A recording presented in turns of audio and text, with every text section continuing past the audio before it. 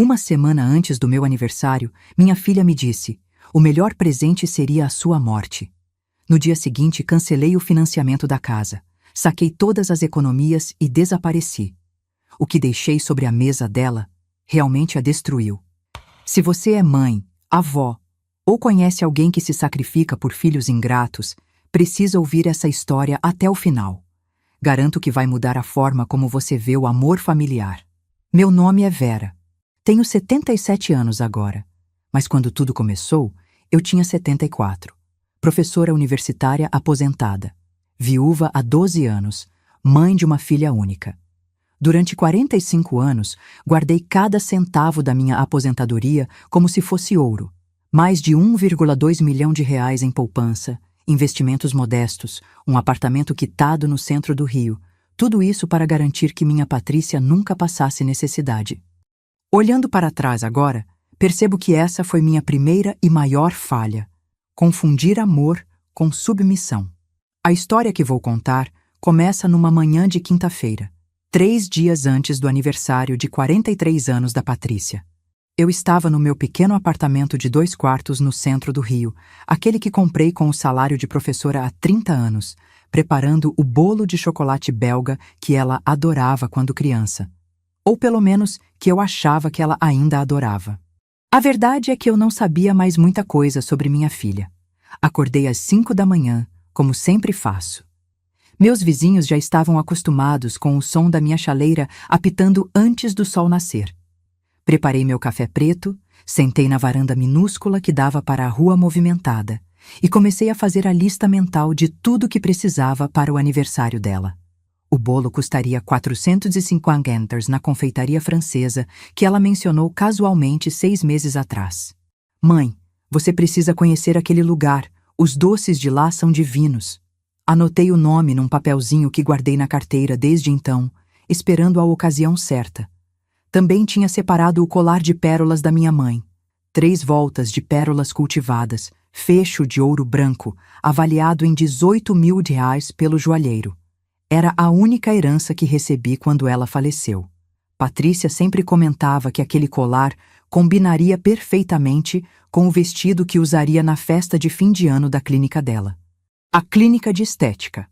Aquela que eu ajudei a abrir com 280 mil reais da minha aposentadoria.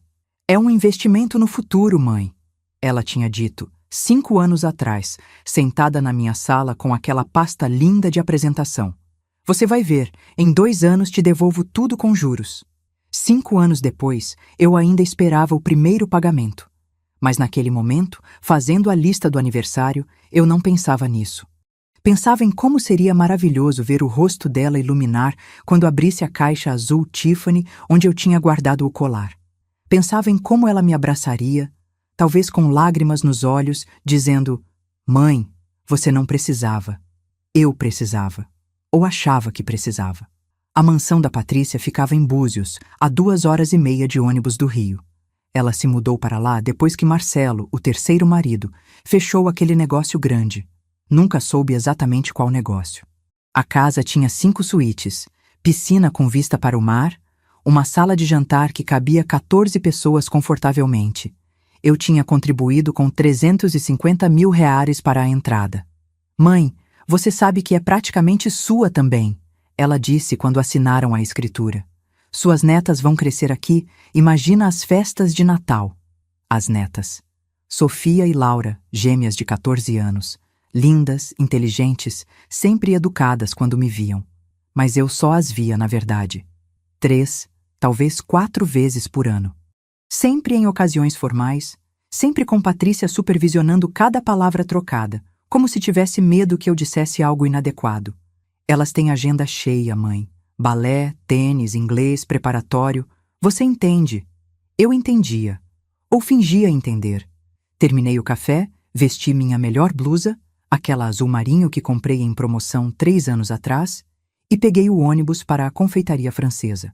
O bolo estava perfeito. 5 camadas, chocolate 70% cacau, morangos frescos, acabamento impecável. A moça da loja colocou num suporte especial para transporte. É para alguém especial? Ela perguntou sorrindo. Minha filha, respondi orgulhosa. Aniversário de 43 anos. Que sorte a dela ter uma mãe tão dedicada, se ela soubesse. Guardei o bolo na geladeira com extremo cuidado. Ainda faltavam 3 dias, mas eu queria ter certeza de que estava perfeito. Depois, fui até o banco. Minha amiga Cecília, vizinha do apartamento 302, me encontrou no corredor quando voltei. Vera, você tá com aquela cara de quem vai fazer algo especial para Patrícia de novo, ela disse cruzando os braços. Cecília tinha 70 anos, cabelo grisalho curto e uma capacidade assustadora de ler minha mente. É o aniversário dela, Cecília. E você comprou aquele bolo caríssimo da confeitaria francesa, não foi? Desviei o olhar. Vera, ela suspirou. A última vez que você foi na casa dela, ela deixou você esperando na varanda por 2 horas porque esqueceu que você ia. Ela estava ocupada com a clínica. Ela postou foto na piscina no Instagram, enquanto você esperava na varanda. Fingi não ouvir e entrei no meu apartamento. Cecília era boa amiga, mas às vezes ela não entendia. Mães precisam ser pacientes. Mães precisam perdoar. Mães precisam estar sempre disponíveis. Ou era isso que eu repetia para mim mesma. Nos 2 dias seguintes, revisei cada detalhe. Limpei o colar de pérolas com solução especial. Embrulhei numa caixa azul linda que comprei só para a ocasião. Escrevi um cartão. Para minha filha querida, que cada pérola represente 1 ano de amor e orgulho que sinto por você. Feliz aniversário. Sua mãe que te ama infinitamente. Reli 3 vezes. Será que estava muito emotivo? Muito formal? Patrícia sempre dizia que eu era intensa demais, com demonstrações de afeto. Mas era minha filha. Como não ser intensa? Na noite anterior ao aniversário, não consegui dormir. Fiquei imaginando a cena. Eu chegando na mansão, Patrícia abrindo a porta surpresa e feliz, os netos correndo para me abraçar, talvez até Marcelo sendo gentil por uma vez. Às 5 da manhã já estava pronta. Vesti meu melhor conjunto. Calça social preta, blusa de seda creme, os brincos de pérola pequenos que combinavam com o colar. Passei batom vermelho discreto. Olhei no espelho e vi uma mulher de 74 anos tentando parecer adequada para o mundo da filha rica.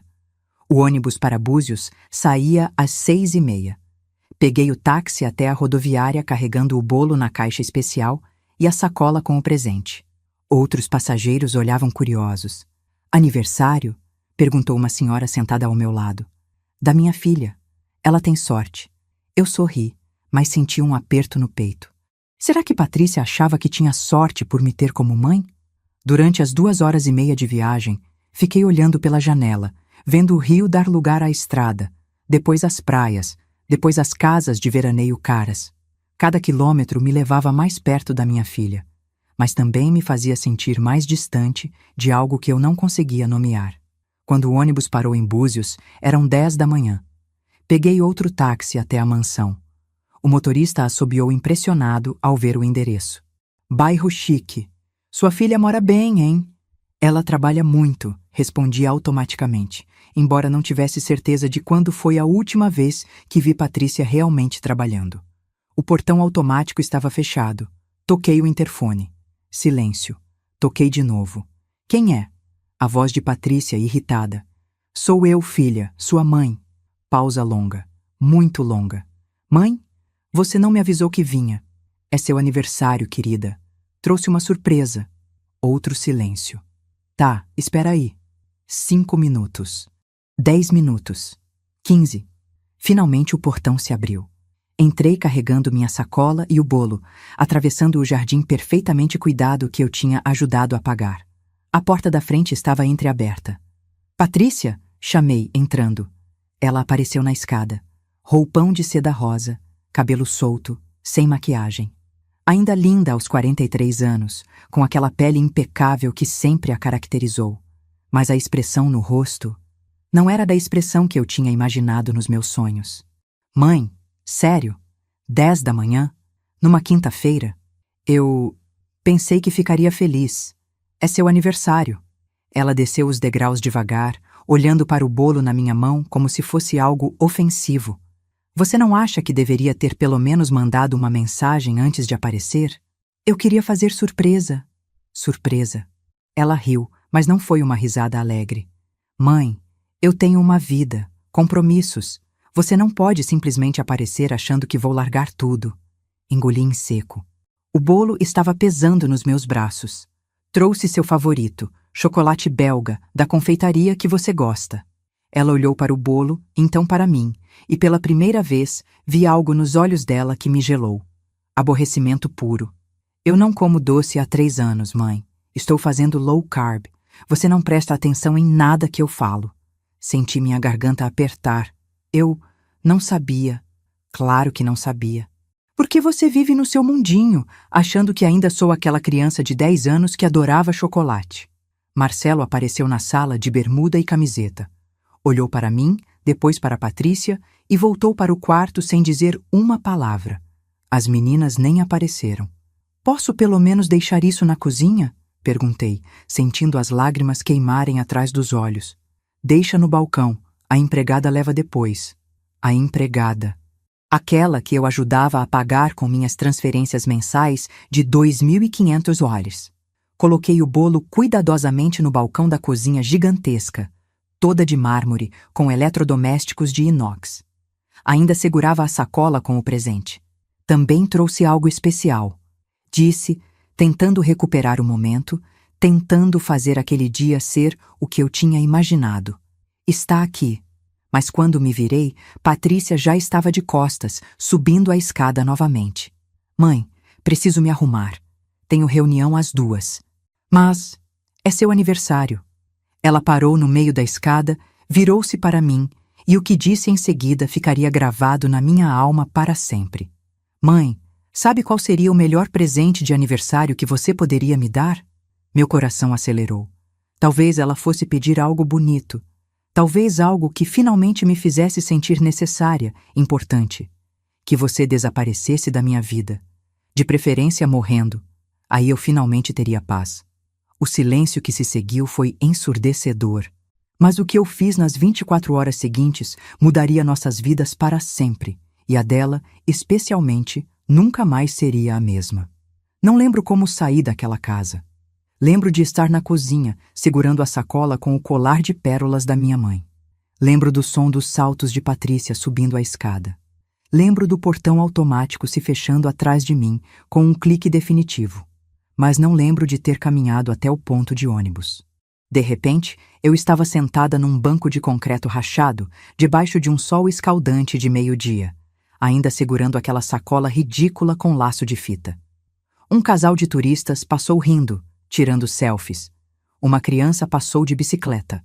O mundo continuava girando, e eu tinha acabado de ouvir minha filha dizer que meu melhor presente seria morrer. Sabe aquele momento nos filmes quando o som fica abafado e tudo parece se mover em câmera lenta? Foi exatamente assim. Meu celular tocou na bolsa. Era Cecília. Não atendi. O ônibus para o Rio chegou 40 minutos depois. Entrei automaticamente, paguei a passagem, sentei na janela. A mesma senhora da manhã estava voltando também. E aí? Como foi a festa? Olhei para ela sem conseguir responder. Ela deve ter visto algo no meu rosto porque mudou de assunto rapidamente. Durante todo o trajeto de volta, uma única frase ecoava na minha cabeça. De preferência, morrendo. Não eram palavras ditas no calor da raiva. Patrícia estava calma. Estava lúcida. Aquilo não foi um ataque de estresse ou nervosismo. Foi uma sentença proferida com a naturalidade de quem pede café sem açúcar. Ela realmente queria que eu morresse. Quando cheguei no meu apartamento, eram quase 6 da tarde. Cecília estava na porta dela, claramente esperando. Vera, você tá bem? Te liguei 4 vezes. Estou bem, menti, procurando as chaves na bolsa com mãos trêmulas. Vera, você tá pálida. O que aconteceu? Nada. Foi bom. Ela gostou. Cecília pegou meu braço com firmeza. Entra na minha casa. Agora. Não tive forças para recusar. Sentei no sofá dela enquanto ela preparava chá de camomila. Quando colocou a xícara na minha frente, eu finalmente desabei. Contei tudo. Cada palavra. Cada detalhe daquela manhã horrível. Cecília não disse nada por um longo tempo. Quando falou, sua voz estava controlada, mas eu via a raiva nos olhos dela. Vera, você sabe o que precisa fazer, né? Não. Sim, você sabe. Mas tem medo.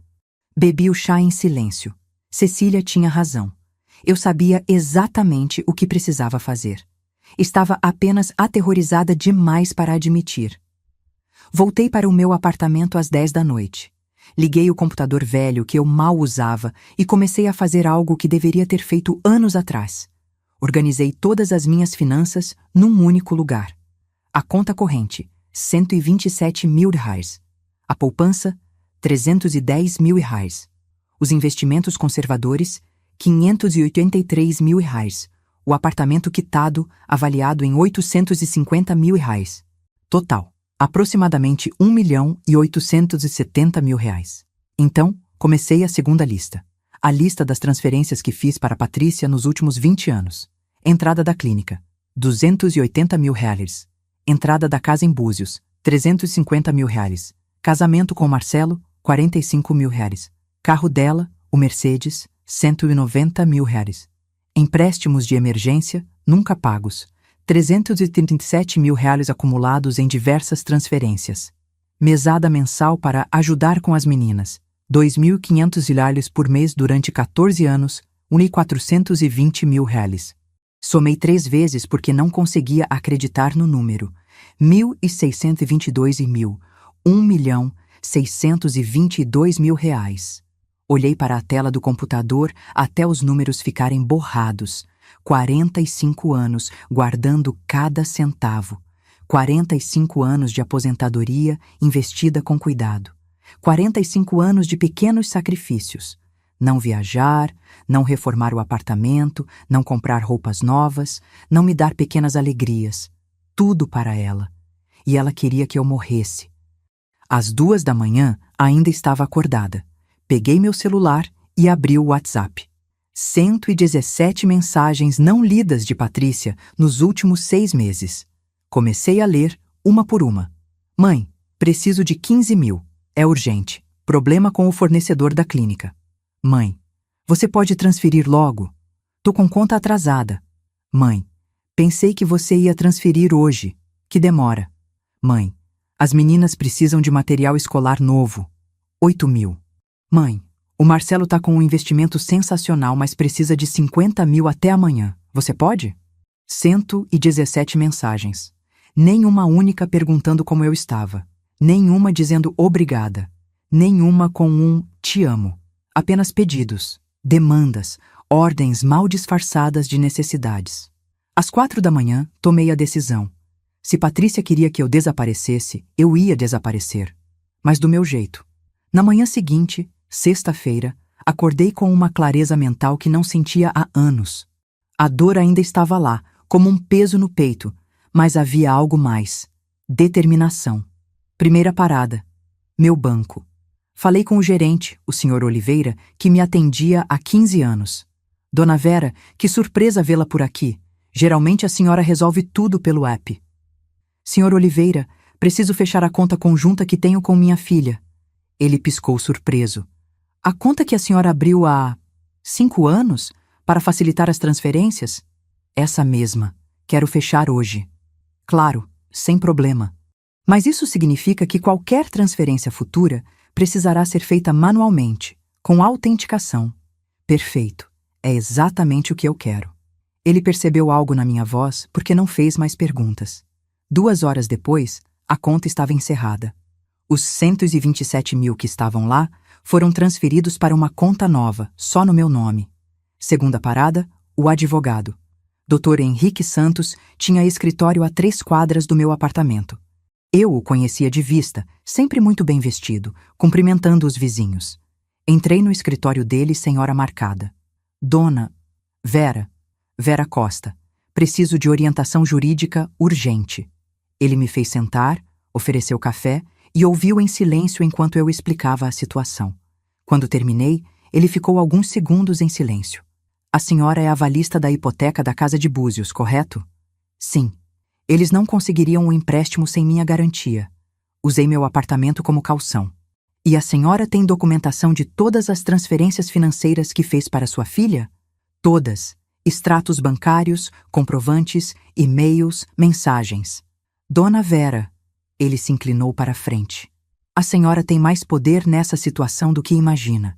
A Casa de Búzios está legalmente atrelada à senhora. Se eles atrasarem algum pagamento, eles podem atrasar. Meu coração acelerou.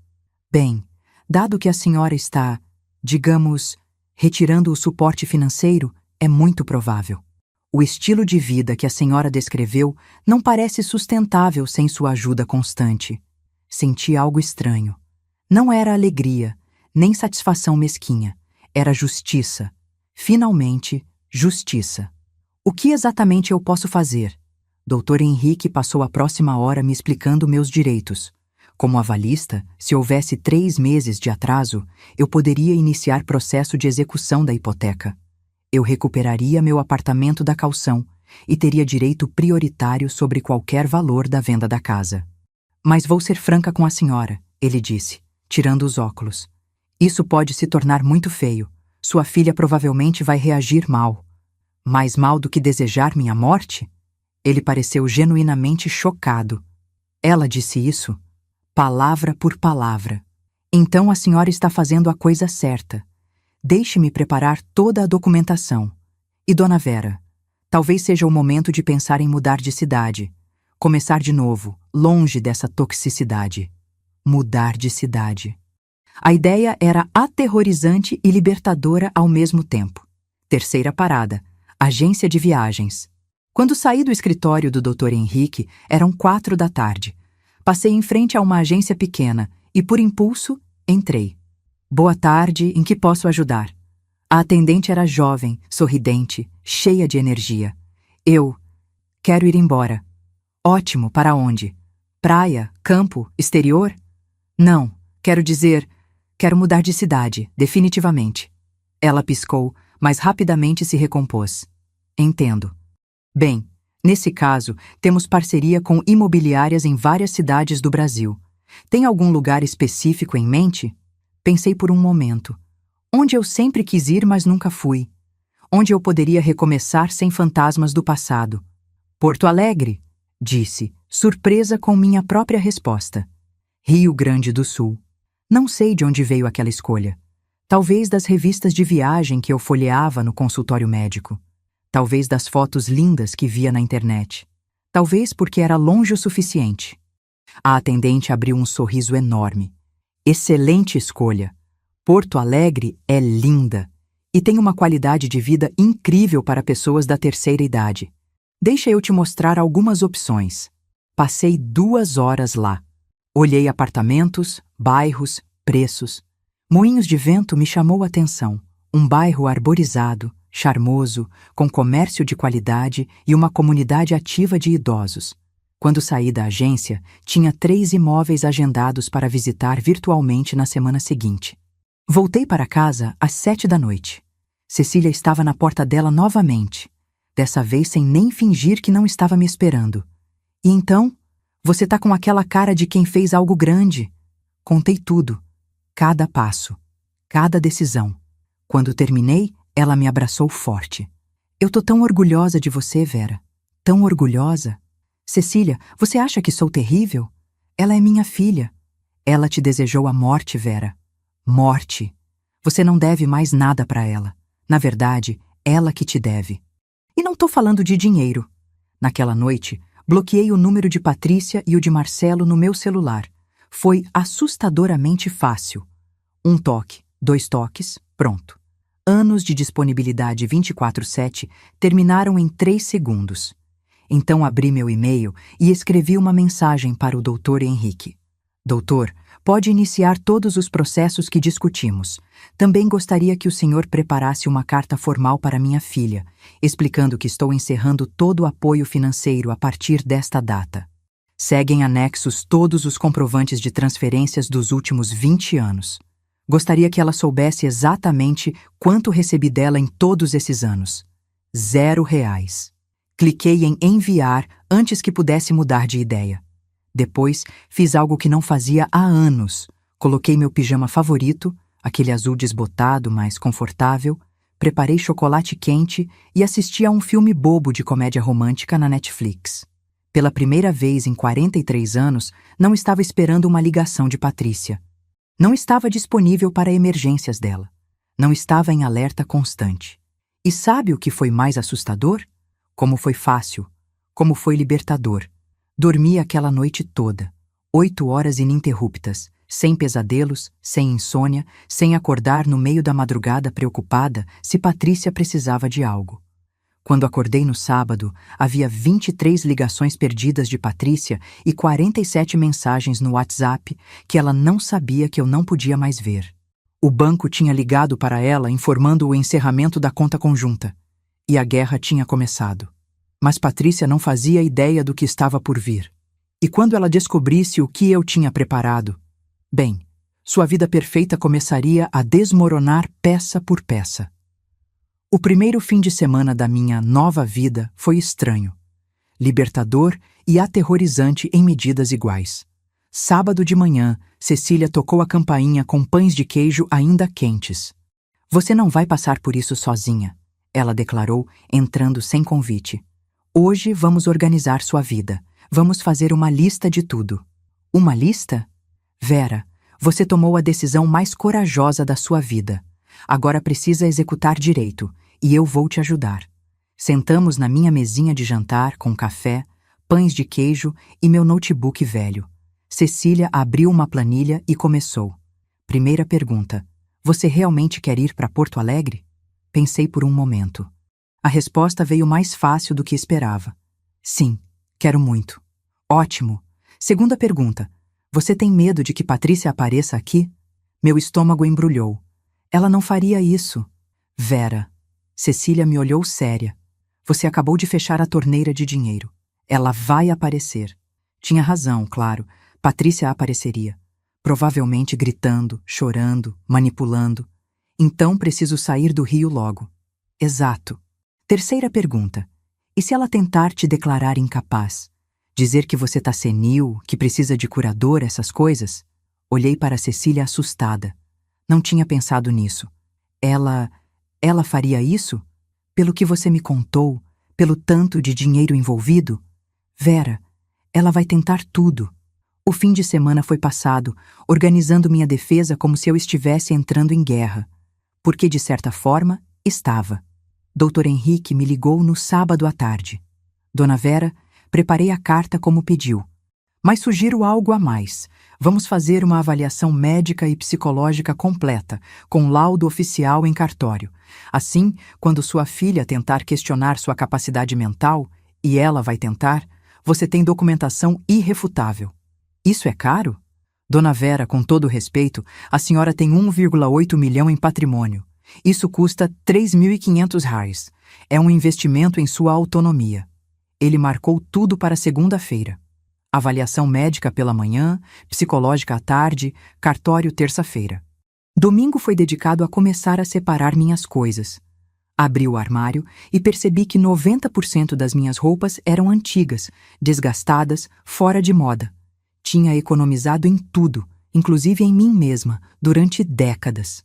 "Sabe o que você vai fazer segunda?" Cecília apareceu de novo.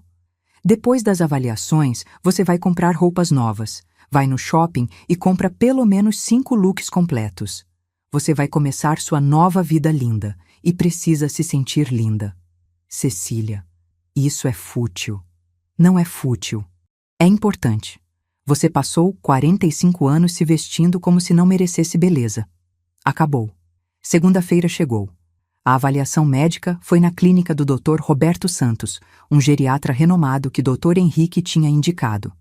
"Dona Vera, vamos fazer uma série de exames físicos e cognitivos, ok? É procedimento padrão. Fiz testes de memória, coordenação, raciocínio lógico. Respondi questionários sobre minha rotina, saúde mental, hábitos. O Dr. Roberto foi gentil, mas profissional. A senhora está em excelente forma para 74 anos, ele disse no final. Pressão ótima, cognição perfeita, nenhum sinal de demência ou declínio mental. Na verdade, suas respostas nos testes foram acima da média para sua faixa etária. O senhor pode colocar isso por escrito? Já estou preparando o laudo completo. Será registrado em cartório amanhã. A avaliação psicológica foi mais intensa. A doutora Mariana, uma psicóloga especializada em idosos, fez perguntas profundas sobre minha vida, meus relacionamentos, minhas decisões recentes. Dona Vera, posso fazer uma observação pessoal? Ela disse no final. Claro. A senhora está fazendo a coisa mais saudável que poderia fazer. Cortar um relacionamento abusivo, mesmo sendo com uma filha, é um ato de amor próprio. E sua lucidez mental é cristalina. Na verdade, muitas pessoas na sua situação permanecem na negação. A senhora teve coragem de enxergar a verdade. Senti as lágrimas queimarem. Eu sou má mãe por fazer isso? Não. A senhora é uma mãe que finalmente está se escolhendo. E isso não te faz má, te faz humana. Quando saí do consultório dela, tinha um laudo completo atestando minha perfeita saúde mental, capacidade de decisão e ausência total de sinais de coerção ou manipulação externa. Então fui ao shopping, como Cecília tinha mandado. Foi estranho entrar nas lojas sabendo que podia comprar o que quisesse. Durante anos, eu passava em frente às vitrines, via roupas bonitas e automaticamente pensava, muito caro, melhor guardar o dinheiro. Mas para quê? Para Patrícia gastar em bolsas de grife? Entrei numa loja de roupas femininas, dessas modernas mais elegantes. Posso ajudar? Uma vendedora se aproximou. Eu preciso de roupas novas. Tudo. Vou mudar de cidade e quero começar de novo. Ela sorriu. E por 2 horas me ajudou a escolher. Calças bem cortadas, blusas coloridas, um blazer lindo vermelho cereja, sapatos confortáveis mais elegantes, até lingerie nova. Quando fui ao caixa, tremi ao ver o total. R$ 4.700. Mas respirei fundo e passei o cartão. Era meu dinheiro, minha vida, minha escolha. Voltei para casa carregando sacolas e encontrei Cecília no corredor. Deixa eu ver. Ela arrancou as sacolas de mim e começou a tirar as peças. Vera, que lindas! Você tem que experimentar tudo agora. Passei as próximas horas fazendo um desfile de moda particular no meu apartamento. Cecília batia palmas, tirava fotos, dava palpites. Me senti ridícula e maravilhosa ao mesmo tempo. Sabe quando foi a última vez que comprei roupa nova? Perguntei. Quando? 3 anos atrás. Uma blusa em promoção, por R$ 39,90. Cecília ficou séria. E aposto que naquele mesmo mês você transferiu sei lá quantos mil para Patrícia. Não respondi porque ela tinha razão. Na terça-feira, fui ao cartório com o Dr. Henrique registrar todos os laudos. Agora tinha documentação oficial, registrada, incontestável, de que estava em perfeito juízo, plena capacidade mental e tomando decisões de forma autônoma e consciente. Agora vamos para a parte que sua filha vai odiar, Dr. Henrique disse, sorrindo de forma não muito profissional. A carta. A carta que ele tinha preparado era uma obra-prima de frieza jurídica. Lia assim: A senhora Patrícia Monteiro Costa. Venho por meio desta comunicar formalmente as seguintes decisões, tomadas de forma livre, consciente e em pleno gozo de minhas faculdades mentais, conforme laudos médico e psicológico anexos, registrados em cartório. 1. Estou encerrando todo e qualquer apoio financeiro à senhora, a partir da data desta carta. 2. A conta bancária conjunta foi encerrada no dia 20/20/2024. 3. Como avalista da hipoteca de sua residência em Búzios, informo que não farei mais nenhum aporte financeiro para cobrir parcelas ou débitos. 4. Anexo a esta carta o histórico completo de todas as transferências financeiras realizadas ao longo de 20 anos, totalizando R$ 1.622.000, R$ 1.622.000. Destaco que nenhum valor foi jamais devolvido. 5. Solicito que não tente entrar em contato comigo. Esta decisão é definitiva. Atenciosamente, Vera Maria Costa. Forte, comentei. É necessário. E Dona Vera, há mais uma coisa que precisamos discutir. O quê? O apartamento da senhora. Quando planeja vender? Não tinha pensado nisso ainda. Eu não sei. Preciso vender? Bem, a senhora disse que quer se mudar para Porto Alegre. Esse apartamento vale 850 mil. Imagino que queira esse capital para comprar algo lá e ainda ter reserva. Ele tinha razão. Era lógico. Mas vender o apartamento significava cortar o último laço físico com o Rio, com minha vida antiga. Vou pensar, disse. Naquela noite, liguei para a agência de viagens. Tinha visto um apartamento em Moinhos de Vento que me encantou. 2 quartos, varanda espaçosa, numa rua arborizada linda.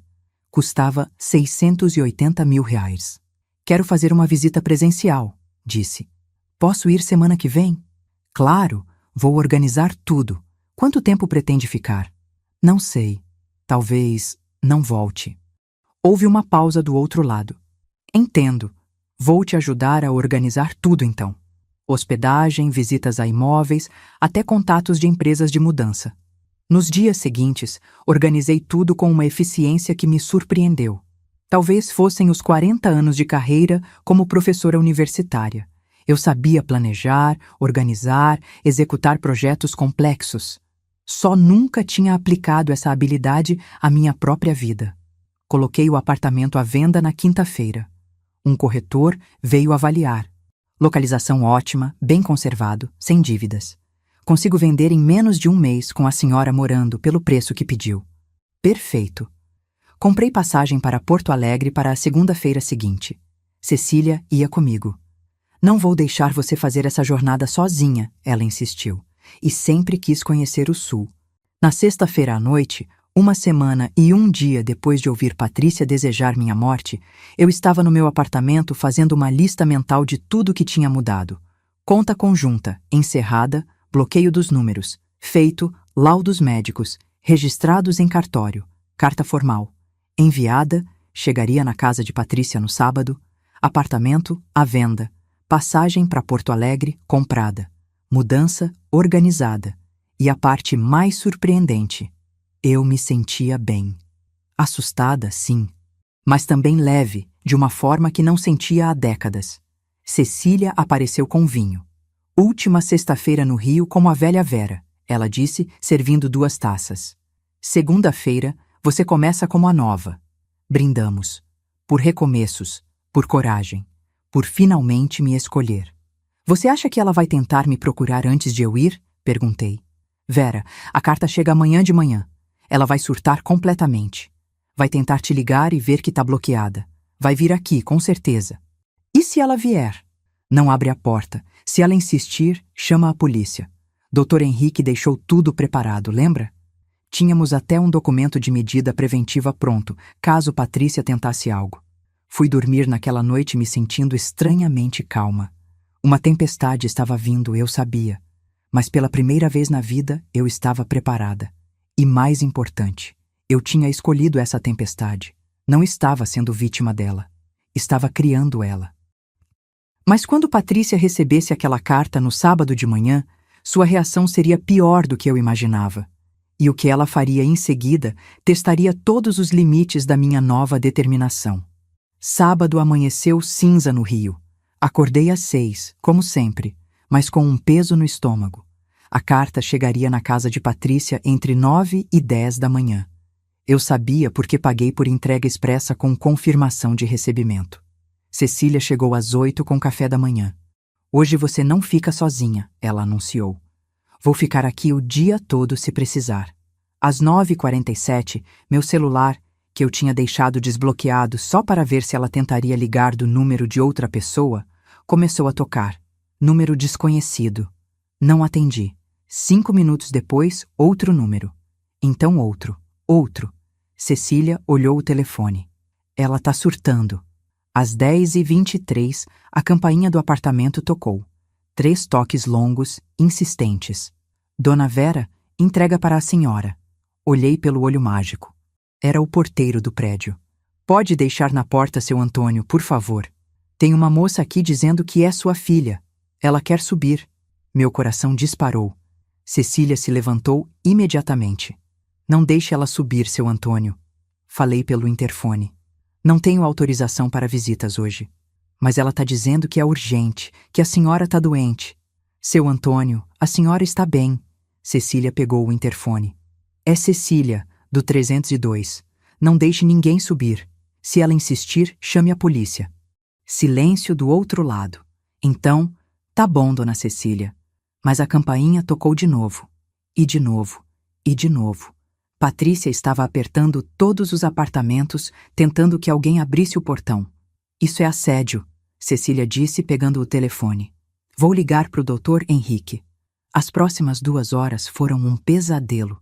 Patrícia ficou na porta do prédio gritando. Consegui ouvir mesmo do 5º andar. Mãe, eu sei que você tá aí. Você não pode fazer isso. Vizinhos começaram a abrir as janelas. Alguns desceram para ver o escândalo. Você não pode me abandonar. Você é minha mãe. Cada grito era uma facada. Mas eu me segurei. Dr. Henrique chegou em 40 minutos com uma medida judicial na mão. Se ela não sair, vou chamar a polícia. Ele disse pelo interfone para Patrícia. Quem é você? Onde está minha mãe? Sou o advogado da dona Vera. E ela não quer contato com a senhora. Sugiro que se retire. Advogado? Ela está sendo manipulada. Minha mãe não faria isso sozinha. Doutor. Henrique olhou para mim. Ela vai tentar te declarar incapaz. Eu avisei. A polícia chegou às 13h. 2 policiais conversaram com Patrícia na rua. Ela chorava, gesticulava, apontava para o prédio. Um dos policiais subiu ao meu apartamento. A senhora é Vera Costa? Sou. A senhora está sendo coagida ou mantida contra a sua vontade? Não, oficial. Estou em meu apartamento voluntariamente. Apenas não desejo contato com minha filha. Ela diz que a senhora está doente, que precisa de cuidados. Dr. Henrique entregou os laudos. Oficial, aqui estão avaliações médica e psicológica, registradas em cartório de 3 dias atrás. Dona Vera está em perfeita saúde mental e tomando decisões de forma autônoma. O policial leu os documentos, acenou com a cabeça. Entendo. Vou orientar sua filha a se retirar. Se ela insistir, pode ser enquadrada por perturbação da ordem. Quando o policial desceu, ouvi mais gritos abafados. Então, silêncio. Olhei pela janela discretamente. Patrícia estava sendo colocada numa viatura. Eles vão só levá-la embora, Dr. Henrique explicou. Não vão prender, mas fica o registro. Quando finalmente ficou silencioso, eram quase 3 da tarde. Cecília me fez comer algo. Você está tremendo. Eu não esperava isso. Vera, você cortou 1,6 milhão de reais. Esperava o quê? Que ela ia aceitar de boa? Ela tinha razão. Mas ouvir minha filha gritar na rua, sendo levada pela polícia, foi horrível. Você ainda acha que está fazendo a coisa certa? Cecília perguntou. Pensei nas palavras que Patrícia gritou. Você é minha mãe. Como se isso me obrigasse a ser abusada eternamente. Sim, ainda acho. Naquela noite, abri meu e-mail.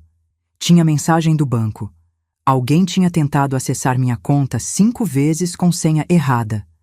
A conta tinha sido temporariamente bloqueada por segurança. Patrícia. Liguei no banco imediatamente, mudei todas as senhas, ativei a autenticação de 2 fatores. Doutor, Henrique ligou às 8 da noite. Dona Vera, preciso te contar uma coisa. Patrícia foi à Defensoria Pública hoje à tarde. Meu estômago embrulhou. Para quê? Ela entrou com uma solicitação de curatela. Está alegando que a senhora está com demência, que precisa de tutor legal, que as decisões recentes são claramente fruto de manipulação ou doença mental. Senti a sala girar. Ela pode fazer isso? Ela pode tentar, mas vai perder. Temos os laudos, Dona Vera. E eles são recentes e categóricos. Nenhum juiz vai declarar a senhora incapaz com essa documentação. E se ela conseguir algum médico para dizer que eu estou doente? Não funciona assim. Vai ter que passar por nova avaliação, dessa vez judicial, e eu vou estar presente. Ela não tem chance. Quanto tempo até isso ser resolvido? Algumas semanas, talvez 2 meses, 2 meses, 2 meses de ansiedade, de Patrícia tentando provar que eu estava louca. E se ela aparecer de novo?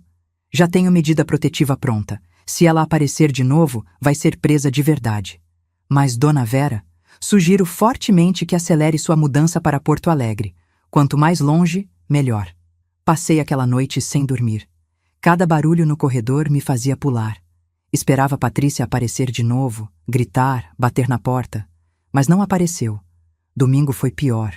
O silêncio era ensurdecedor. Cecília passou o dia comigo de novo. Assistimos filmes sem prestar atenção. Comemos sem sentir o gosto. Você ainda quer ir amanhã?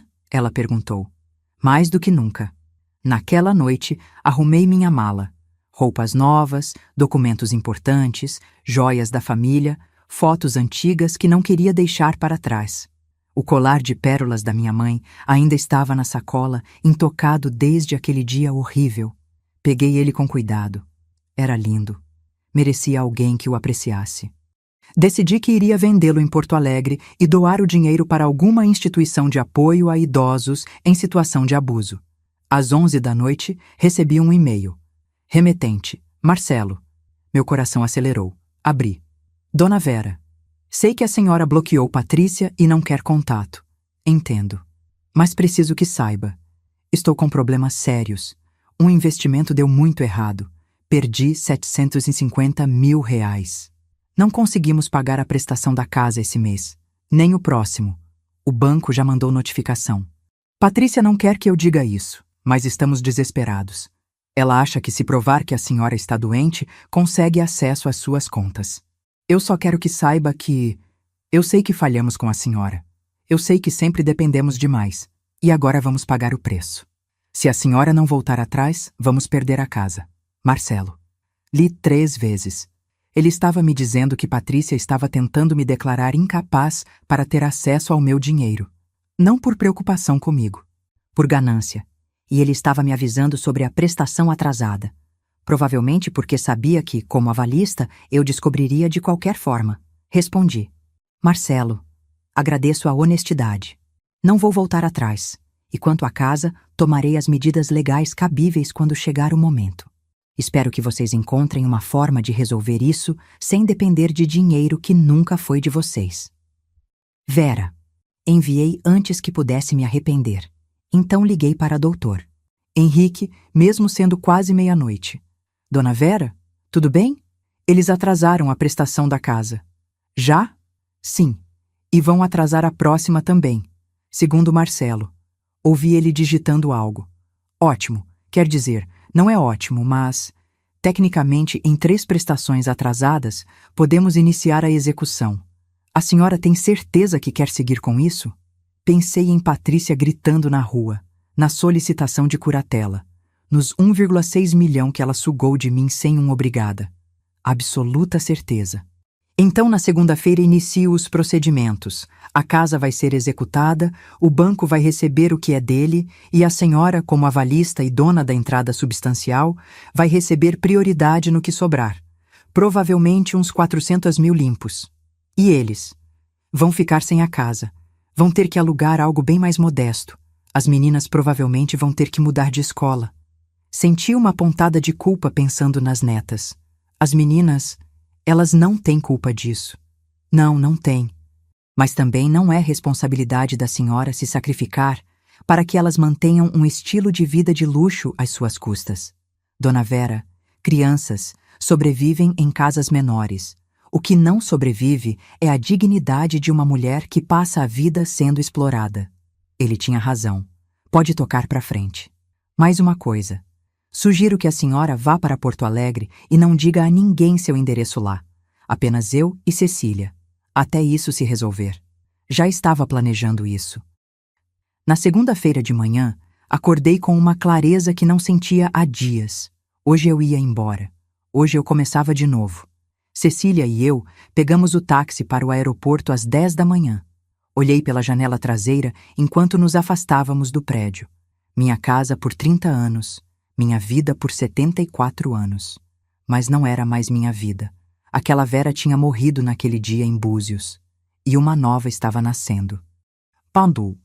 E quando finalmente pisei em Porto Alegre, não imaginava que minha história estava apenas começando. O que descobri nos meses seguintes transformaria não apenas minha vida, mas a vida de milhares de outras mulheres. O avião pousou em Porto Alegre às 3 da tarde. O ar frio do sul me atingiu assim que saímos do aeroporto, e eu não tinha trazido o casaco adequado. Cecília riu. Bem-vinda ao Rio Grande do Sul. Aqui é frio de verdade, não essa moleza do Rio. Pegamos um táxi para o hotel que a agência tinha reservado. Um lugar simples, mas aconchegante no bairro Moinhos de Vento, exatamente onde eu queria morar. No caminho, olhei pela janela fascinada. Porto Alegre era diferente do Rio de todas as formas possíveis. Arquitetura europeia, ruas arborizadas, um ritmo mais calmo. As pessoas pareciam mais tranquilas, menos apressadas. Gostou? Cecília perguntou. Muito. Fizemos check-in e subimos para o quarto. Assim que entramos, me joguei na cama. Conseguimos, Cecília. Eu realmente fugi. Você não fugiu. Você escolheu. Tem diferença.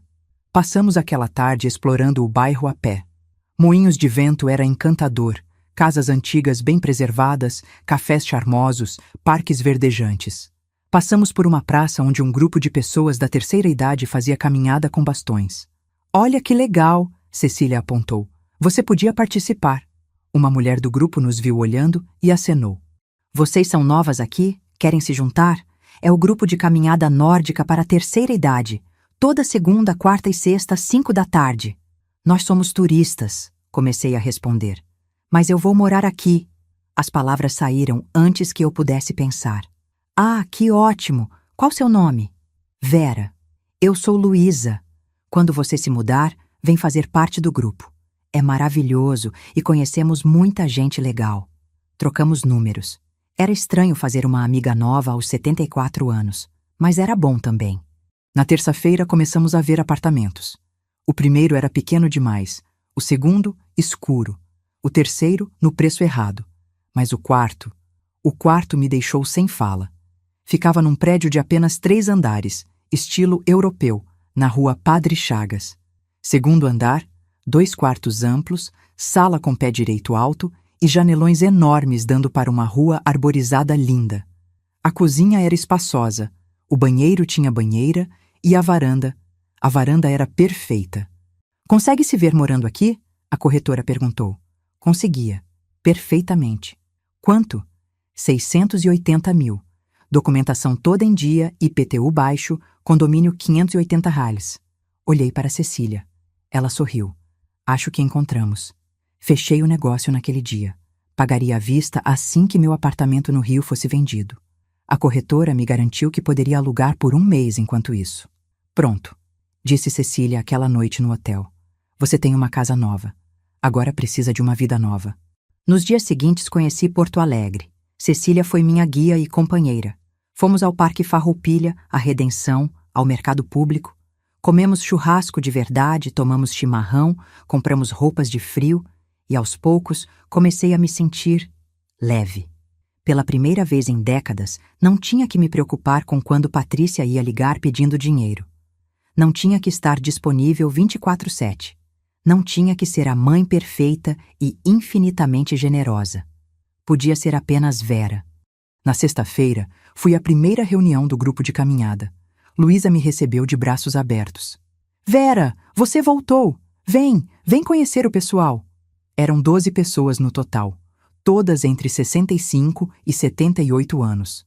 Homens e mulheres, todos ativos, animados, fazendo planos para viagens, falando de livros, de filmes, de netos. Durante a caminhada, Luísa veio ao meu lado. Então, o que te trouxe para Porto Alegre? A pergunta que eu temia. Mas havia algo no jeito dela, na abertura genuína, que me fez responder honestamente. Precisava recomeçar, longe da minha família. Entendo, ela disse, e o tom dela me fez olhar para ela. Havia compreensão real ali.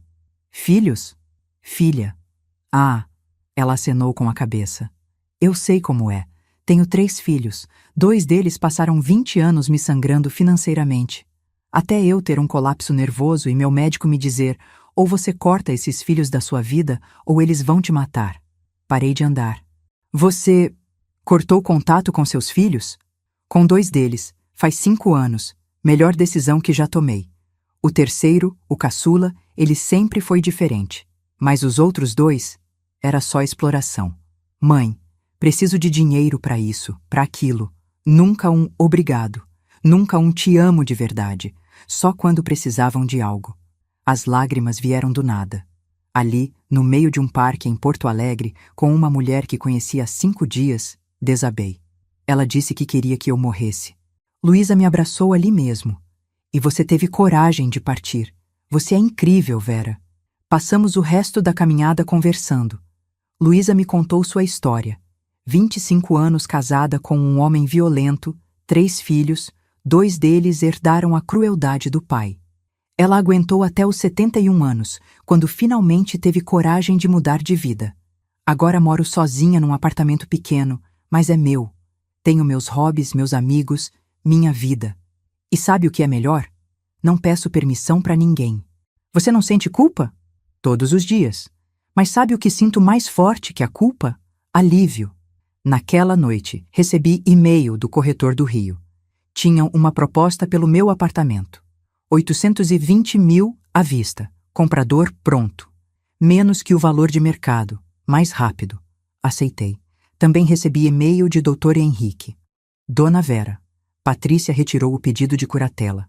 Provavelmente porque percebeu que não tinha chances. Quanto à casa de Búzios, já estão com 3 prestações atrasadas. Posso iniciar a execução quando quiser. Aguardo seu sinal. Dr. Henrique.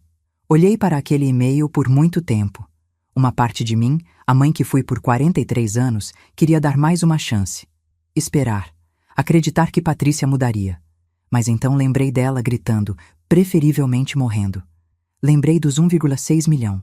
Lembrei de cada humilhação, cada pedido disfarçado de ordem, cada obrigada que nunca veio. Respondi. Dr. Henrique, pode iniciar. Vera. Cecília voltou para o Rio na semana seguinte. Ela tinha sua própria vida, seu marido, seus netos. Mas antes de ir, me abraçou forte. Você vai ficar bem, você vai ser feliz, e eu vou visitar sempre. Obrigada por tudo, Cecília. Não precisa agradecer. Amigas fazem isso. Quando ela foi embora, me vi sozinha pela primeira vez em Porto Alegre. Sozinha de verdade, sem Cecília, sem Patrícia, pela primeira vez em 43 anos, sem a vida antiga. Deveria me sentir assustada, mas me senti livre. Nos meses seguintes, construí uma rotina. Caminhadas 3 vezes por semana com o grupo. Aulas de pintura às terças, clube de leitura às quintas, voluntariado num abrigo de animais aos sábados. Fiz amigos, verdadeiros amigos, que me convidavam para almoços porque gostavam da minha companhia, não porque precisavam de algo.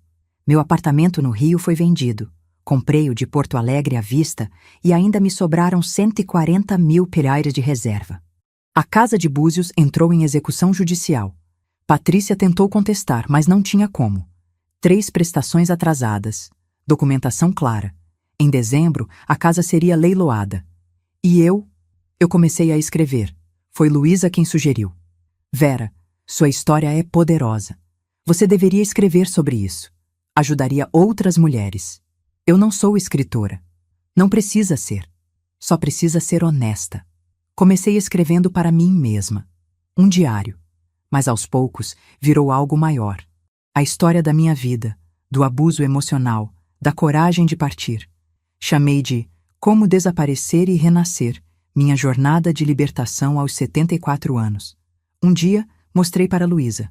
Ela leu e chorou. Vera, você precisa publicar isso, sério. Ninguém vai querer ler. Você tá louca? Milhares de mulheres vivem exatamente o que você viveu.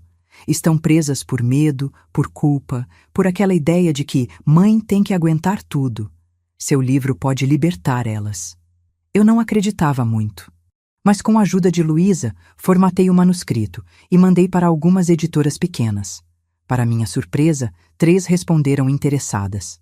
Em janeiro, 6 meses depois de chegar em Porto Alegre, assinei contrato de publicação. Em fevereiro, uma jornalista local me convidou para uma entrevista num canal de YouTube que falava sobre superação na terceira idade. Dona Vera, sua história precisa ser ouvida.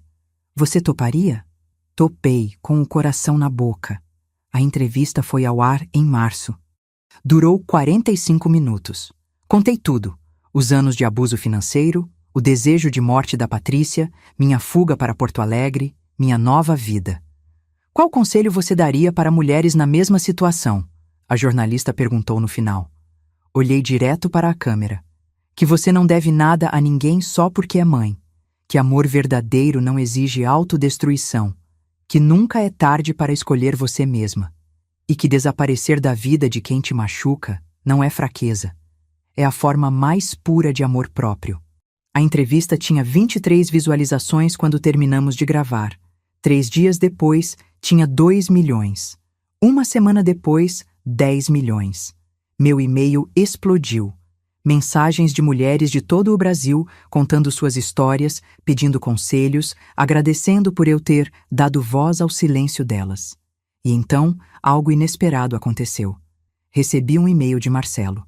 O que Marcelo escreveu naquele e-mail não só confirmou minhas piores suspeitas, mas também revelou algo sobre Patrícia que eu jamais poderia imaginar. O e-mail de Marcelo chegou numa quinta-feira de manhã, quando eu estava tomando café na varanda do meu apartamento em Porto Alegre. Já eram quase 6 meses desde que saí do Rio. Meu livro estava em fase final de revisão, a entrevista no YouTube continuava viralizando e pela primeira vez em décadas eu me sentia completa. O assunto do e-mail era simplesmente: preciso que você saiba a verdade. Meu estômago embrulhou. Quase deletei sem ler, mas algo me fez abrir. Vera, assisti sua entrevista. Patrícia ainda não sabe que eu vi, mas preciso falar. Você tem razão sobre tudo. Sobre o abuso, a manipulação, a ingratidão. Eu fui cúmplice disso tudo e me envergonho profundamente. Mas há algo que você não sabe. Algo que Patrícia escondeu de todo mundo, até de mim por muito tempo. Ela te odeia. E não é um ódio que começou agora ou por causa do dinheiro. É um ódio antigo, visceral, que ela carrega desde adolescente. Eu descobri isso há 3 anos, numa briga feia que tivemos. Ela estava bêbada e disse coisas que me fizeram ver quem ela realmente é. Ela te culpa pela morte do seu pai. Disse que você foi uma mãe sufocante, que não deixava ele viver, que o estresse de ter que te suportar causou o infarto dele. Ela também te culpa por ela nunca ter sido alguém importante. Nas palavras dela, minha mãe era a professora brilhante da universidade. Todo mundo a admirava. Como eu poderia competir com isso? O dinheiro que ela pedia não era necessidade, era punição. Na cabeça dela, você devia a ela, por ter tido uma carreira de sucesso enquanto ela apenas era dona de uma clínica. Por ter sido amada pelo pai dela mais do que ela foi, por existir e ser melhor do que ela. Quando você cortou o dinheiro, ela não ficou desesperada. Ficou furiosa, como se você tivesse quebrado as regras de um jogo que ela achava que controlava. Estou te contando isso porque você merece saber que não foi nada que você fez. Você foi uma mãe incrível. Eu vi isso. As meninas veem isso. Patrícia, que é doente. A casa foi leiloada ontem. Vamos nos mudar para um apartamento alugado de 2 quartos.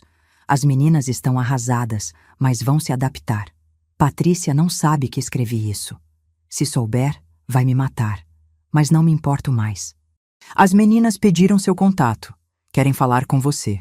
Mandei junto deste e-mail uma carta que elas escreveram. Você não me deve perdão, mas quero que saiba. Você fez a coisa certa. E eu admiro sua coragem. Marcelo. Li 3 vezes, com as mãos tremendo tanto que o café derramou na mesa.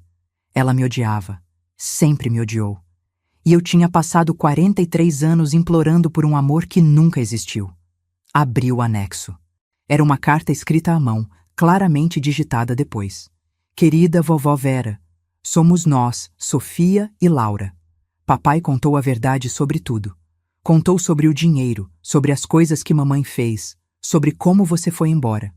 A gente entende tudo agora. Mamãe sempre falava mal de você quando você não estava. Dizia que você era intensa, sufocante, carente. Mas quando precisava de dinheiro, fingia que amava você.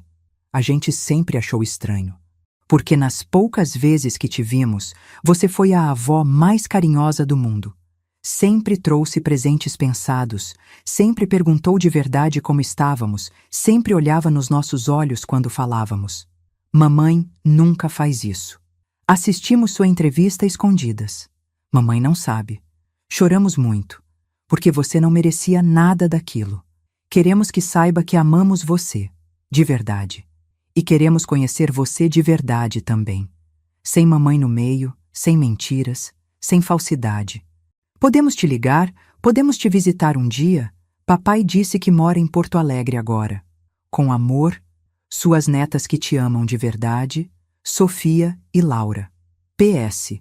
Papai disse que você vendeu o colar da bisavó. Ficamos tristes porque mamãe sempre disse que ia ser nosso um dia. Mas entendemos por quê. E achamos lindo que doou o dinheiro para ajudar outras avós. PPS. Mamãe perdeu a clínica também.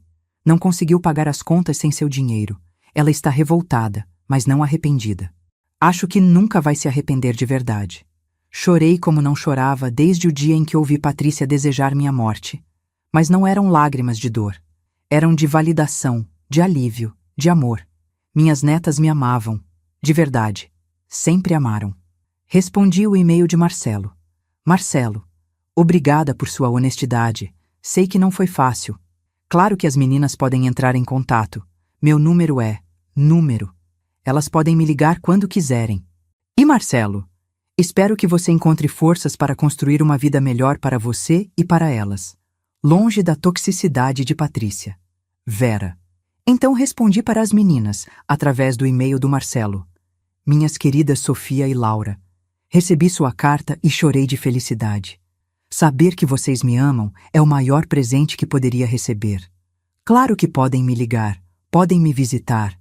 Minha porta estará sempre aberta para vocês, sempre. E não se preocupem com o colar. Objetos vão e vêm. O que importa é o amor verdadeiro. E esse vocês sempre tiveram e sempre terão. Com todo o meu amor. Vovó Vera. 2 horas depois, meu telefone tocou. Número desconhecido de Rio de Janeiro. Atendi com o coração acelerado. Vovó? A voz de Sofia. Eu teria reconhecido em qualquer lugar. Minha filha? É você? Sou eu, e a Laura tá aqui também. Tô no Viva Voz. Vovó. Laura. A gente tava com tanta saudade. Conversamos por 2 horas. Elas contaram sobre a escola nova, sobre os amigos, sobre a mudança para o apartamento menor. Contaram que Patrícia estava deprimida e raivosa, culpando todo mundo menos ela mesma. Ela te odeia ainda mais agora. Sofia disse, com uma tristeza que me partiu o coração. Porque você ficou famosa e ela não. Famosa? Vovó, sua entrevista tem quase 20 milhões de visualizações. Você não viu? Não tinha visto. Tinha parado de checar depois dos primeiros milhões. E tem uma página no Instagram que compartilhou sua história. Tem 500 mil seguidores e está cheia de mulheres contando histórias parecidas. Você virou símbolo de libertação para mulheres mais velhas. Quando desliguei, estava tonta. Abri o Instagram, que mal usava, e procurei. Lá estava, a Mulheres que Renasceram. Uma página dedicada a compartilhar histórias de mulheres mais velhas que se libertaram de relacionamentos abusivos. E minha história era a primeira, a que tinha iniciado tudo. Tinha milhares de comentários. Minha mãe vive exatamente isso com meu irmão. Vou mostrar essa história para ela. Eu tinha 67 anos quando cortei minha filha da minha vida. Achei que era má. Agora sei que fui corajosa. Estou chorando. É como se ela tivesse contado minha história. Tenho 71 anos e acabei de bloquear meu filho depois de assistir isso. Obrigada por me dar coragem. No dia seguinte, recebi ligação de uma editora grande de São Paulo. Dona Vera, somos da editora Planeta. Vimos que você já tem contrato com uma editora menor, mas gostaríamos de propor algo maior. Um lançamento nacional, distribuição em todas as grandes livrarias, campanha de marketing completa. Acreditamos que seu livro pode ser um best-seller. Eu já tenho compromisso. Entendemos. Mas e se conseguíssemos liberar você desse contrato e oferecermos algo muito melhor? Estamos falando de adiantamento de direitos autorais de R$150 mil. R$150 mil. Por um livro que eu escrevi apenas para processar minha dor. Preciso pensar. Conversei com a editora menor. Eles foram incríveis. Dona Vera, isso é uma oportunidade que não podemos oferecer. Por favor, aceite. Sua história merece o maior alcance possível. E vamos liberar você do contrato sem problemas. Em abril, assinei com a editora Planeta. Em maio, meu livro foi lançado simultaneamente em e-book e físico. Na primeira semana, vendeu 45.000 cópias. Na segunda, 120.000. Em junho, era o livro de não ficção mais vendido do Brasil. E então veio o convite que mudaria tudo. Uma produtora de São Paulo queria fazer um documentário sobre minha história. Não apenas minha, mas de várias mulheres que viveram situações parecidas. Queremos que você seja a narradora, Dona Vera, o rosto desse movimento. Movimento? Sim, o movimento de libertação de mulheres mais velhas. Você não percebe, mas está liderando uma revolução silenciosa. Aceitei. As filmagens começaram em julho. Viajei pelo Brasil inteiro entrevistando mulheres. Avós que foram abusadas por filhos, mães que foram exploradas financeiramente, viúvas que foram manipuladas emocionalmente. Cada história me partia o coração. E me curava ao mesmo tempo. Em agosto, recebi outro e-mail de Marcelo. Vera. Patrícia viu uma reportagem sobre seu livro na TV. Estava no salão de beleza, que ela insiste em frequentar mesmo sem dinheiro, vai entender. Ela voltou transtornada. Gritando, quebrando coisas. Disse que você a expôs para o Brasil inteiro, que destruiu a reputação dela, que vai processar você. O advogado que ela consultou, de graça pela defensoria, disse que ela não tem caso. Você não citou o nome real dela no livro, não mentiu sobre nada, e tem documentação de tudo. Ela está, não sei nem descrever, consumida pela raiva, pelo ódio, mas também, acho que pela primeira vez na vida, pela vergonha. Porque todo mundo que nos conhece já leu o livro. Todo mundo sabe.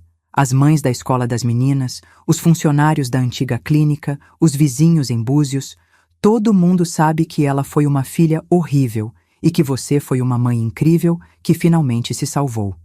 As meninas estão bem. Mais leves, na verdade. Sem o peso da mansão, sem a pressão da vida de aparências. Elas me disseram que querem te visitar nas férias de dezembro. Pode ser? Marcelo. Respondi que sim, claro, seria maravilhoso. Então fiz algo que não fazia há meses. Procurei Patrícia nas redes sociais. Ela tinha mudado a foto de perfil. Não era mais nenhuma imagem da mansão ou do estilo de vida luxuoso. Era uma selfie simples, num apartamento claramente modesto. A bio dizia, recomeçando. Olhei para aquilo por muito tempo. Senti pena. Não, tristeza? Talvez. Mas principalmente senti distância, como se estivesse olhando a vida de uma estranha, porque era isso que Patrícia tinha se tornado para mim. Uma estranha que um dia foi minha filha. Em setembro, o documentário foi lançado na Netflix. Chamava-se Renascer aos 70, Mulheres que se Libertaram. Estreou no top 10 do Brasil. E no dia seguinte, recebi um e-mail que não esperava. De Patrícia. O que ela escreveu naquele e-mail me surpreendeu de uma forma que eu jamais imaginei. Mas minha resposta, essa eu havia ensaiado por meses, nas noites em que não conseguia dormir. O e-mail de Patrícia chegou numa segunda-feira de manhã. Eu estava preparando chimarrão, tinha me tornado uma gaúcha de carteirinha, quando notificação apareceu no celular. Assunto: não espero que leia, mas preciso escrever. Meu primeiro instinto foi deletar, mas Luísa, que estava tomando café comigo, disse: leia, não por ela, por você, para ter certeza absoluta de que tomou a decisão certa. Abri. Mãe, já escrevi este e-mail 47 vezes. Apaguei todas, mas essa vez preciso enviar, mesmo sabendo que provavelmente não vai ler. Assiste ao documentário. Todas as vezes que você aparece na tela, não consigo respirar direito. Não porque você me expôs. Você não fez isso, fui eu mesma. Mas porque pela primeira vez na minha vida estou vendo você de verdade. Não como a mãe que estava sempre disponível para ser usada, mas como Vera. Uma mulher incrível, forte, brilhante. E percebo que nunca te conheci. Nunca quis conhecer. Você perguntou no documentário: quando foi que minha filha começou a me odiar? Eu sei a resposta. E Marcelo estava certo quando te contou. Comecei a te odiar quando tinha 14 anos. Quando minhas amigas da escola falavam das mães delas, donas de casa que viviam para elas, e eu tinha que dizer que minha mãe era professora universitária, que tinha artigos publicados, que era admirada. Eu queria uma mãe comum. Uma mãe que fosse menor que eu. Uma mãe que eu o pudesse proteger, não uma mãe que não precisava de mim. Quando papai morreu, foi pior. Porque você continuou forte, continuou trabalhando, vivendo, crescendo, e eu te odiei por isso, por não desmoronar, por não precisar que eu te salvasse. Então comecei a pedir dinheiro. Não porque precisava, mas porque era a única forma de te fazer precisar de mim, de alguma forma invertida e doente. E quanto mais você dava, mais eu te odiava, porque você nunca dizia não. Nunca estabeleceu limites, e isso me fazia sentir que eu era um poço sem fundo de necessidades que você supria por obrigação, não por amor. Eu sei, é doente, é absurdo. Você deu tudo e eu transformei isso em ressentimento. Quando você foi embora, eu entrei em pânico, não pela casa ou pelo dinheiro, mas porque pela primeira vez, você tinha me abandonado. Eu tinha sido abandonada. E não consegui lidar com isso. Tentei te declarar incapaz não porque achava que estava doente, mas porque se você estava doente, então não era culpa minha. Não era porque você finalmente tinha acordado e visto quem eu realmente era. Perdi tudo. A casa, a clínica, o respeito de todo mundo. Até Marcelo me olha com decepção agora. Minhas filhas têm vergonha de mim. E sabe o pior? Mereço. Tudo. Vi você no documentário falando com aquelas mulheres. A gentileza nos seus olhos, a sabedoria nas suas palavras, a força que você irradia. E pensei, eu poderia ter tido isso. Eu poderia ter tido a melhor mãe do mundo ao meu lado, me ensinando a ser forte como você, me mostrando o que é amor de verdade. Mas eu escolhi o ódio, a manipulação, a crueldade. Não estou pedindo perdão, não mereço. Não estou pedindo que volte ou que me dê outra chance. Estou apenas reconhecendo. Pela primeira vez na vida, estou olhando no espelho e vendo o monstro que me tornei. Comecei terapia. Não por você. Por mim. E porque minhas filhas merecem uma mãe melhor do que tiveram até agora. Seu livro, sua entrevista, o documentário, tudo isso me mostrou algo que nunca quis ver. Eu sou exatamente o que você disse que nunca quer ser. Alguém que confunde amor com posse, que confunde família com propriedade. Você está feliz agora. Vi nas suas fotos, nos seus olhos quando fala no documentário. E eu estou feliz por você, de verdade. Também estou aprendendo que ser mãe não é diferente de ser filha. É sobre respeito, gratidão, limites, amor verdadeiro. E eu falhei em todos esses pontos. As meninas vão te visitar em dezembro. Estou feliz por isso. Elas merecem conhecer quem você realmente é. E eu estou aprendendo a viver com as consequências dos meus atos. Talvez um dia eu seja uma pessoa melhor. Talvez não. Mas pela primeira vez estou tentando. Não espero resposta. Não mereço. Apenas queria que soubesse. Você estava certa. Sobre tudo. Patrícia. Li o e-mail 3 vezes. Luísa estava em silêncio ao meu lado. E então? Ela finalmente perguntou. E então nada, respondi fechando o e-mail. Não vou responder. Nunca? Não sei. Talvez um dia. Mas não agora. Agora isso não é sobre ela. É sobre mim. Luísa acenou com a cabeça, compreendendo. A verdade é que o e-mail de Patrícia não me fez sentir vitoriosa ou justificada. Me fez sentir triste. Triste por tudo que poderia ter sido, e não foi. Triste pela filha que fantasiei ter e nunca tive. Triste pelos anos que perdi tentando ganhar um amor que nunca existiu. Mas também me fez sentir completa, porque agora eu sabia. Não tinha sido nada que fiz. Não tinha sido falha minha, era dela. Sempre foi. E esse conhecimento, por mais doloroso que fosse, era libertador. Salvei o e-mail numa pasta. Talvez um dia eu respondesse. Talvez nunca. E estava ok com ambas as possibilidades, porque minha vida não girava mais em torno de Patrícia. Outubro chegou com a primavera gaúcha em flor. Porto Alegre estava linda, os jacarandás roxos cobrindo as calçadas. Meu livro tinha vendido 890.000 cópias. Os direitos haviam sido vendidos para Portugal e estava sendo traduzido para espanhol. O documentário tinha ganho um prêmio de melhor produção nacional sobre questões sociais.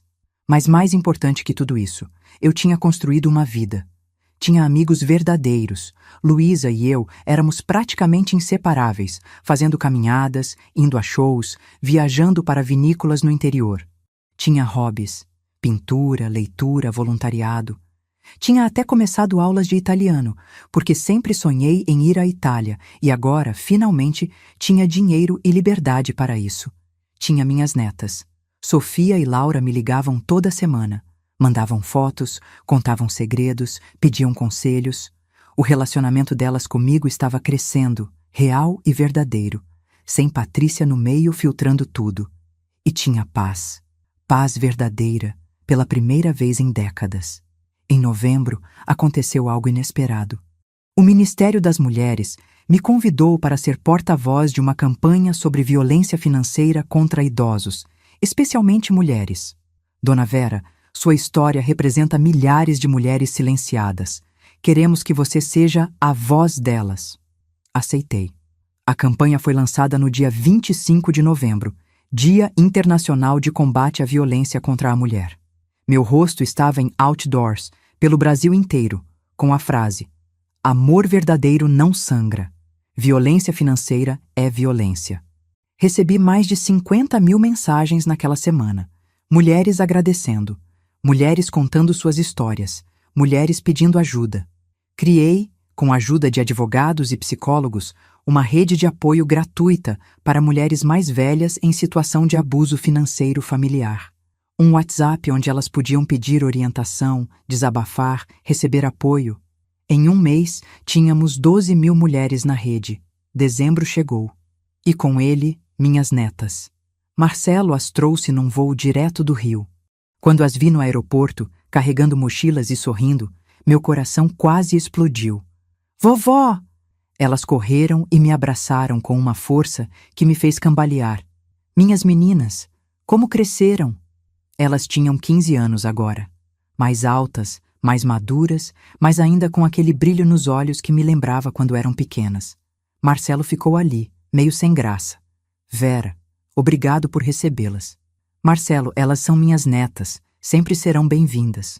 Ele acenou, os olhos marejados, e foi embora. Os 5 dias que Sofia e Laura passaram comigo foram mágicos. Mostrei Porto Alegre inteira para elas. Fomos ao Parque Farroupilha, ao gasômetro, ao mercado público. Comemos churrasco, tomamos chimarrão, elas odiaram, rimos muito, compramos bugigangas nas feirinhas. Mas mais importante, conversamos, de verdade. Vovó, Sofia disse uma noite enquanto tomávamos chocolate quente na minha varanda. Posso te fazer uma pergunta? Claro, meu amor. Você odeia a mamãe? A pergunta me pegou de surpresa. Laura parou de mexer no chocolate, esperando minha resposta. Pensei com cuidado antes de falar. Não, Sofia, não odeio. Ódio requer energia, presença, investimento emocional, e eu não tenho mais nada disso para dar para sua mãe. Mas você ainda ama ela?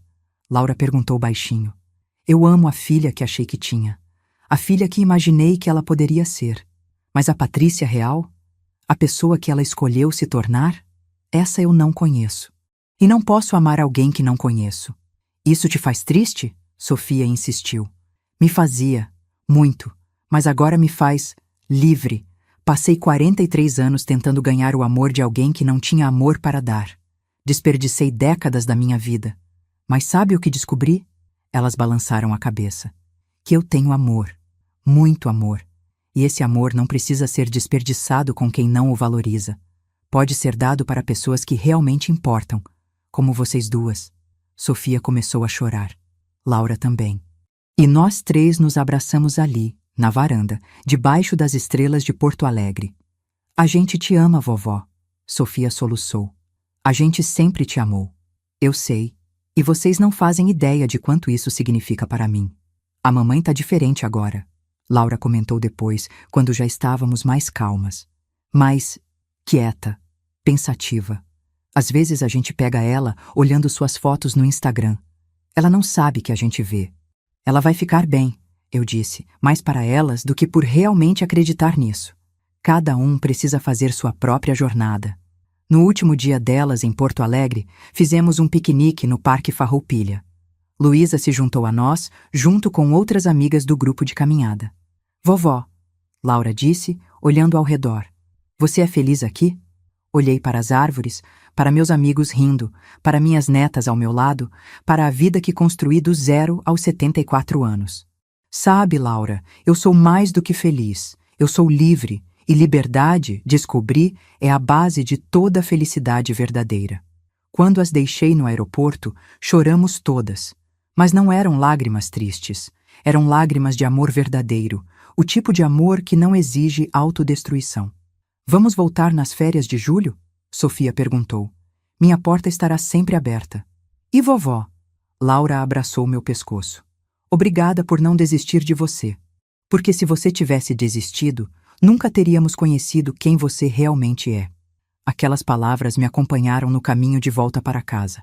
3 anos depois, estou aqui, na minha varanda em Porto Alegre, olhando as folhas de outono caírem na Padre Chagas. Tenho 77 anos agora. 3 anos desde que cheguei nesta cidade. Meu livro vendeu mais de 2 milhões de cópias. Virou best-seller em Portugal e na América Latina. Os direitos foram vendidos para uma produção de série da HBO. A rede de apoio que criei tem agora mais de 50 mil mulheres. Ajudamos centenas delas a se libertarem de situações de abuso. Temos advogados voluntários, psicólogos, assistentes sociais. Salvamos vidas. Fui convidada para palestrar em universidades, conferências, eventos sobre direitos dos idosos. Viajei pelo Brasil inteiro, conheci mulheres incríveis, ouvi milhares de histórias. E em cada história via um pouco da minha. Via a dor, a culpa, a crença de que mãe tem que aguentar tudo. E via também a centelha de coragem esperando para ser acesa. Minhas netas me visitam a cada 3 meses. Nosso relacionamento é forte, real, construído sobre verdade e respeito mútuo. Elas estão com 18 anos agora, prestes a entrar na universidade. Inteligentes, corajosas, nada como a mãe delas. Marcelo se divorciou de Patrícia há 1 ano. Ele me escreveu dizendo que finalmente teve coragem de se libertar também. As meninas moram com ele agora. De Patrícia sei pouco. Algumas coisas chegam até mim através das meninas. Ela trabalha como gerente numa clínica de estética, não mais dona. Mora sozinha num apartamento pequeno. Continua em terapia. Sofia me disse que ela guarda meu livro na mesa de cabeceira. Lê e relê, deixa notas nas margens. Mas nunca me escreveu de novo. E eu não sei se um dia vou responder aquele e-mail. Não sei se um dia haverá reconciliação ou se é possível perdoar completamente. Mas aprendi que não preciso saber. Não preciso ter todas as respostas. Não preciso consertar tudo. Às vezes, o ato mais corajoso não é lutar, é partir. É escolher a paz sobre o conflito. É escolher você mesmo sobre a culpa. Nesta manhã de outono, recebo um e-mail. É de uma mulher de 68 anos, de Curitiba. Ela escreve: Dona Vera, li seu livro e chorei cada página. Meu filho me sangra financeiramente há 15 anos. Sempre achei que era meu dever como mãe, mas seu livro me mostrou que amor não é autodestruição. Hoje, pela primeira vez em décadas, disse não a ele. Estou com muito medo, mas também me sinto mais viva do que nunca. Obrigada por me ensinar que nunca é tarde para renascer. Leio e sorrio, porque é por isso que tudo valeu a pena. Não pela fama, não pelo dinheiro, que doei grande parte para instituições de apoio a idosos. Não pela vingança, mas porque minha dor virou propósito. Minha história virou esperança. Minha coragem virou permissão para milhares de outras mulheres se escolherem também. Respondo o e-mail. Querida, o medo é normal, mas sabe o que é mais assustador do que mudar? Continuar igual. Continue forte, continue se escolhendo. E lembre-se, você não está sozinha. Então abro meu diário. Sim, ainda escrevo, agora em outro livro que será lançado em breve, e começo a escrever. Hoje, acordei grata. Não pelo que tenho, embora tenha muito, mas pela mulher que me tornei. Pela coragem que encontrei quando achei que não tinha mais nada a perder. Se pudesse voltar no tempo e falar com aquela Vera de 74 anos, segurando um bolo de 450 e um colar de pérolas, chorando na cozinha de Patrícia, Eu diria, vai doer.